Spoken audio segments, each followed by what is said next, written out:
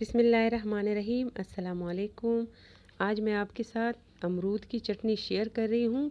ये चटनी की रेसिपी जो है ये मेरे गांव की बिल्कुल ओरिजिनल रेसिपी है।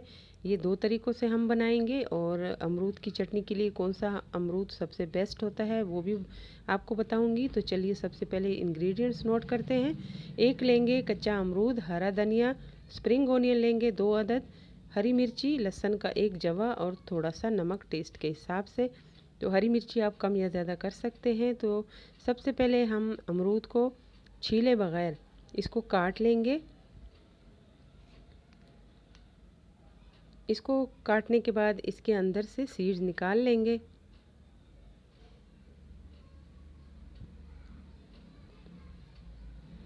अब अमरूद को छोटा छोटा पीस काटेंगे और ब्लेंडर के अंदर डालेंगे।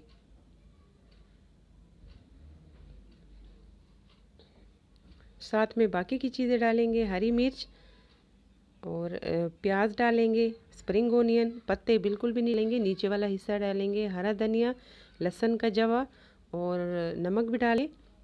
तो सारे इंग्रेडिएंट मैंने आपको नोट करवाए थे और फिर इसके साथ थोड़ा सा पानी डालेंगे।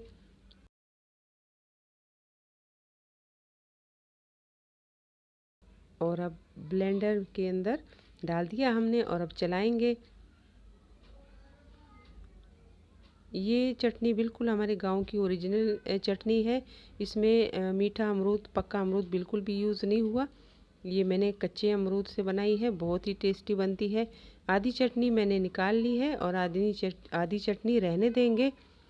अब आधी चटनी जो रह गई थी उसके अंदर दही डालेंगे। तो ये दो तरीक़ों से हमने अमरूद की चटनी बनाई। दोनों चटनियाँ बहुत ही ज़बरदस्त है, बहुत अच्छा टेस्ट है दोनों का। तो इस तरीके से आप चम्मच से मिक्स करें या ब्लेंडर चलाएं। ये हमारी दूसरी चटनी भी रेडी हो गई है। तो आपने देखा हमने दो तरीके से आपको अमरूद की चटनी बताई। बहुत ही ज़बरदस्त चटनी है, आप इसको ज़रूर ट्राई करना। और अगर खाने के बाद आपको ये पसंद आए तो मेरी वीडियो को लाइक कर देना, कमेंट कर देना और अपनी फैमिली और दोस्तों के साथ भी शेयर कर देना।